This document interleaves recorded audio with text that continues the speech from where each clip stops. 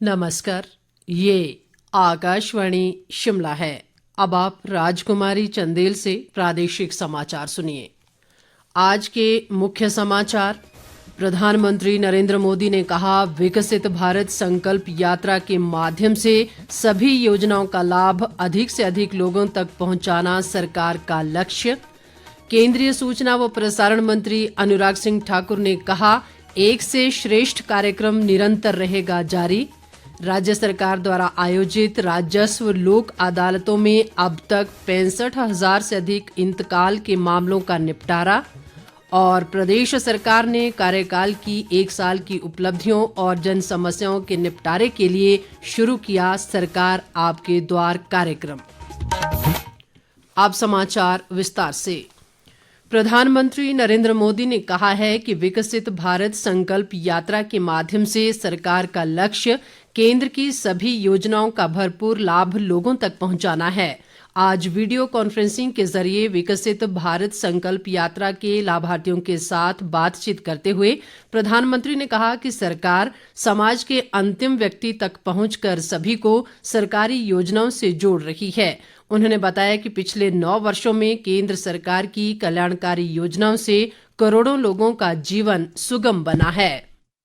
विकसित भारत संकल्प यात्रा ने अपने 50 दिन पूरे किए हैं। इतने कम समय में इस यात्रा से 11 करोड़ लोगों का जुड़ना, ये अपने आप में अभूतपूर्व है। समाज में अंतिम पायदान पर खड़े व्यक्ति तक सरकार खुद पहुंच रही है, उसे अपनी योजनाओं से जोड़ रही है। विकसित भारत संकल्प यात्रा सिर्फ सरकार की नहीं, बल्कि देश की यात्रा बन चुकी है, सपनों की यात्रा बन चुकी है, संकल्पों की यात्रा बन चुकी है।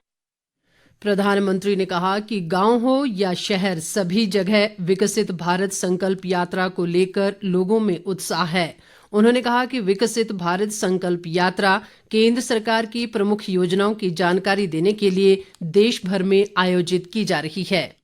इस यात्रा को लेकर हर जगह उमंग है, उत्साह है, विश्वास है। देश के कोने कोने में मोदी की गारंटी वाली गाड़ी पहुंच रही है। जिन गरीब लोगों का जीवन सरकारी योजनाओं का लाभ पाने के इंतजार में बीत गया, वो आज एक सार्थक बदलाव देख रहे हैं। पिछले वर्ष 15 नवंबर को इस यात्रा की शुरुआत के बाद से प्रधानमंत्री देश के अलग अलग भागों से विकसित भारत संकल्प यात्रा के लाभार्थियों से नियमित बातचीत कर रहे हैं। केंद्रीय सूचना व प्रसारण और युवा कार्यक्रम व खेल मामलों के मंत्री अनुराग सिंह ठाकुर ने आज हमीरपुर जिले के डिडमी टिक्कर में भाजपा हमीरपुर संसदीय क्षेत्र की बैठक में भाग लिया। इस दौरान उन्होंने विभिन्न विधानसभा क्षेत्रों के 2022 के प्रत्याशियों, संसदीय क्षेत्र के जिला अध्यक्षों, महामंत्रियों और सभी मोर्चों व प्रकोष्ठों के अध्यक्षों के साथ आगामी लोकसभा चुनावों को लेकर विस्तृत चर्चा की। इस अवसर पर पत्रकारों से बातचीत में अनुराग ठाकुर ने कहा कि क्षेत्र में उनके द्वारा चलाए जा रहे एक से श्रेष्ठ कार्यक्रम की उपराष्ट्रपति द्वारा सराहना किए जाने से वे उत्साहित हैं। केंद्रीय मंत्री ने बताया कि वे भविष्य में हजारों विद्यार्थियों को एक से श्रेष्ठ कार्यक्रम से जोड़ेंगे और एक से श्रेष्ठ बनाने का काम निरंतर चलता रहेगा। पश्चिम बंगाल में तृणमूल कांग्रेस द्वारा ईडी अधिकारियों के ऊपर हमले पर प्रतिक्रिया देते हुए अनुराग ठाकुर ने कहा कि कभी संवैधानिक संस्थाओं, कभी अदालतों के निर्णयों पर प्रश्न चिन्ह खड़े करना और कभी स्वतंत्र जांच एजेंसियों के ऊपर पथराव करना व मारपीट करना, ये तृणमूल कांग्रेस की आदत बन गई है। उन्होंने कहा कि भ्रष्ट पुलिस अधिकारियों के लिए मुख्यमंत्री धरने पर बैठ जाएं, ये अराजकता नहीं तो और क्या है। अनुराग ठाकुर ने कहा कि इसका स्पष्ट मतलब है कि हत्या, अत्याचार और भ्रष्टाचार करने वालों को ममता बनर्जी का पूरा संरक्षण मिल रहा है। मुख्यमंत्री सुखविंदर सिंह सुक्खू ने कहा है कि प्रदेश में स्वास्थ्य सेवाओं को सुदृढ़ करने के लिए आधुनिक प्रौद्योगिकी और आर्टिफिशियल इंटेलिजेंस का उपयोग सुनिश्चित किया जाएगा। शिमला में आज स्वास्थ्य विभाग की उच्च स्तरीय बैठक की अध्यक्षता करते हुए उन्होंने ये बात कही। मुख्यमंत्री ने कहा कि प्रदेश सरकार विभिन्न क्षेत्रों में कृत्रिम मेधा का उपयोग सुनिश्चित करने के लिए वृहद स्तर पर कार्य कर रही है। इसके लिए आर्टिफिशियल इंटेलिजेंस मंत्रालय का सृजन करने पर भी विचार किया जा रहा है। उन्होंने कहा कि देश भर में इस तरह की महत्वाकांक्षी पहल पहली बार होगी। मुख्यमंत्री ने कहा कि प्रदेश सरकार हमीरपुर में राष्ट्रीय कैंसर केंद्र स्थापित करने जा रही है। इसके लिए सभी प्रक्रियाएं चरणबद्ध तरीके से पूरी की जा रही हैं। उन्होंने कहा कि प्रदेश सरकार द्वारा वर्तमान में राज्य में कार्यशील कैंसर केयर यूनिट को भी सुदृढ़ किया जाएगा। प्रदेश सरकार द्वारा आयोजित राजस्व लोक अदालतों में अब तक 65,000 से अधिक इंतकाल के मामलों का निपटारा किया जा चुका है। इनमें 11,420 इंतकाल के मामले और 1,217 तकसीम के मामले निपटाए गए। मुख्यमंत्री सुखविंदर सिंह सुक्खू ने आज शिमला में प्रशासनिक सचिवों के साथ मंडे मीटिंग की अध्यक्षता करते हुए ये जानकारी दी। उन्होंने कहा कि अगली राजस्व लोक अदालतें 30 और 31 जनवरी को आयोजित की जाएंगी। मुख्यमंत्री ने कहा कि ये पहली बार है कि तकसीम के मामलों की निपटान दर 200% दर्ज की गई है। मुख्यमंत्री ने कहा कि राज्य सरकार लंबित राजस्व मामलों को समयबद्ध निपटाने को सर्वोच्च प्राथमिकता प्रदान कर रही है, जिससे राजस्व लोक अदालतों को लोगों की सकारात्मक प्रतिक्रिया मिल रही है। उन्होंने कहा कि प्रदेश सरकार हिमाचल आने वाले पर्यटकों को सहज और यादगार अनुभव प्रदान करने के लिए बुनियादी पर्यटन ढांचे को विकसित करने पर विशेष ध्यान केंद्रित कर रही है। मुख्यमंत्री ने कहा कि राज्य सरकार ने राजीव गांधी स्वरोजगार स्टार्टअप योजना का पहला चरण शुरू किया है, जिसमें राज्य के युवाओं को स्वरोजगार के अवसर प्रदान करने के लिए ई टैक्सी परमिट की पेशकश की गई है। मुख्यमंत्री ने कहा कि स्टार्टअप योजना के दूसरे चरण में युवाओं को स्वरोजगार उद्यम शुरू करने के लिए वित्तीय सहायता प्रदान की जा रही है। मुख्यमंत्री ने विभिन्न विभागों की महत्वाकांक्षी परियोजनाओं की समीक्षा करते हुए लोगों को लाभ पहुंचाने के लिए उन्हें समयबद्ध पूरा करने के भी निर्देश दिए।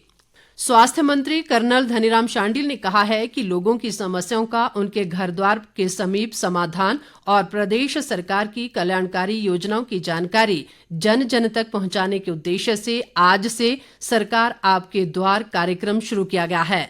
वे आज सोलन विधानसभा क्षेत्र की नौणी और शमरोड पंचायतों में सरकार आपके द्वार कार्यक्रम के तहत लोगों की समस्याएं सुन रहे थे।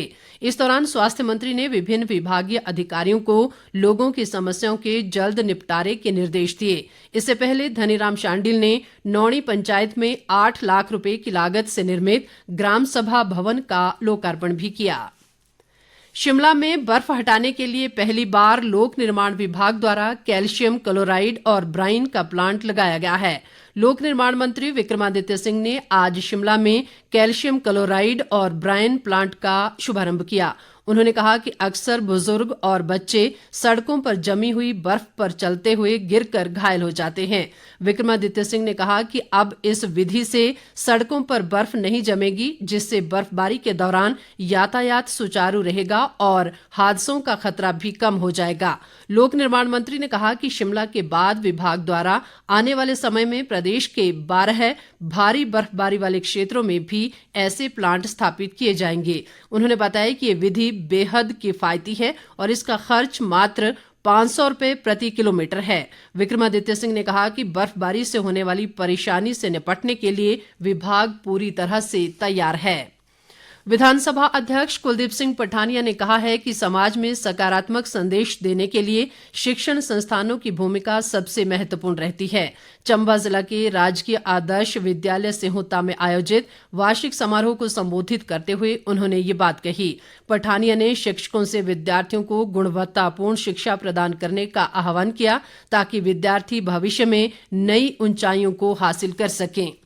चंबा जिले के जनजातीय क्षेत्र पांगी की शोर पंचायत में साच घराट पावर हाउस 1 महीने से बंद पड़ा है, जिससे पांगी घाटी की 9 पंचायतों की बिजली आपूर्ति बाधित हुई है। शोर पंचायत के उप प्रधान निहाल सिंह ने बताया कि इन पंचायतों को बिजली आपूर्ति न मिलने के कारण भारी मुश्किलों का सामना करना पड़ रहा है।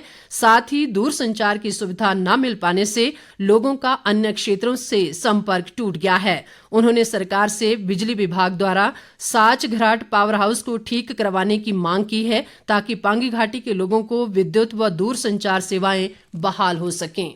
अंत में मुख्य समाचार एक बार फिर। प्रधानमंत्री नरेंद्र मोदी ने कहा, विकसित भारत संकल्प यात्रा के माध्यम से सभी योजनाओं का लाभ अधिक से अधिक लोगों तक पहुंचाना सरकार का लक्ष्य। केंद्रीय सूचना व प्रसारण मंत्री अनुराग सिंह ठाकुर ने कहा, एक से श्रेष्ठ कार्यक्रम निरंतर रहेगा जारी।